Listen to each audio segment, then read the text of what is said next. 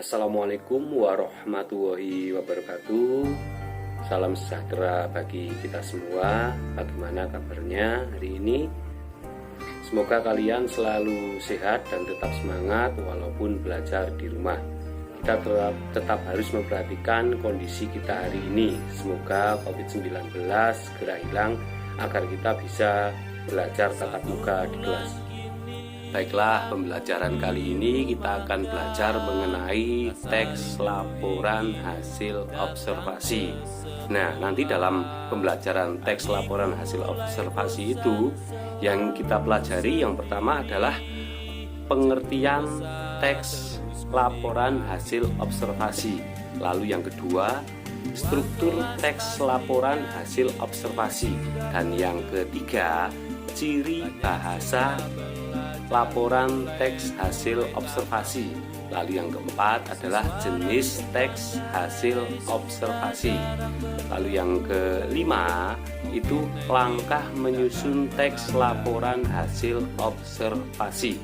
Baiklah, kali ini kita bahas satu persatu mengenai teks laporan hasil observasi. Yang pertama yang ingin kita bahas adalah pengertian teks laporan hasil observasi. Apa itu teks laporan hasil observasi? Teks laporan hasil observasi adalah teks yang berisi penjabaran umum atau melaporkan sesuatu berupa hasil observasi atau pengamatan. Teks laporan hasil observasi juga disebut teks klarifikasi karena memuat klarifikasi mengenai jenis-jenis sesuatu berdasarkan kriteria tertentu.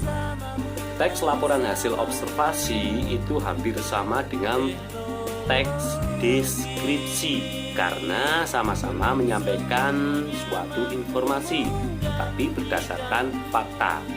Terdapat perbedaan pada sifatnya di mana teks laporan hasil observasi bersifat universal atau umum, sedangkan teks deskripsi bersifat unik dan individual.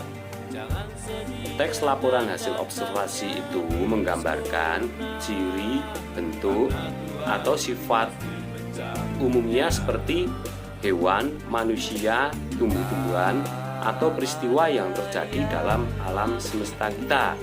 Teks hasil observasi itu bersifat faktual atau berdasarkan fakta yang ada. Nah, sekarang apa tujuan teks laporan hasil observasi?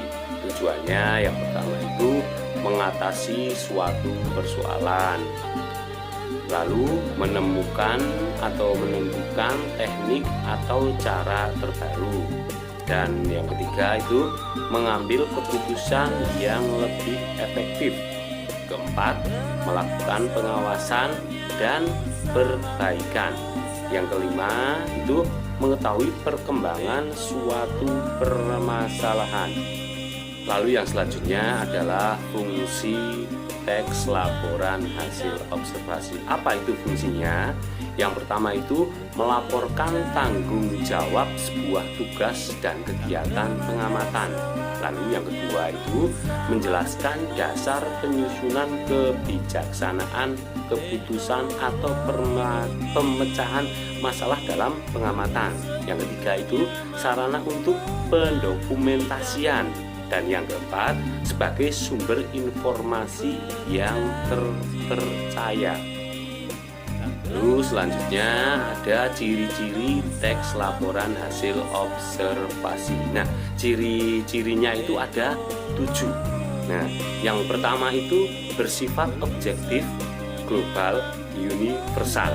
Terus yang kedua, objek yang akan dibicarakan atau dibahas adalah objek tunggal. Terus yang ketiga, ditulis secara lengkap dan sempurna. Yang keempat, ditulis berdasarkan fakta sesuai dengan pengamatan yang telah dilakukan. Lalu yang kelima adalah informasi teks merupakan hasil penelitian terkini, terbukti kebenarannya, ya. Terus yang keenam, tidak mengandung prasangka, dugaan, atau pemihaan yang menyimpang atau tidak tepat. diingat itu ya. Lalu yang ketujuh, saling berkaitan dengan hubungan berjenjang antara kelas dan subkelas yang terdapat di dalamnya. Nah, yang selanjutnya itu ada sifat teks laporan hasil observasi. Sifatnya itu ada 3.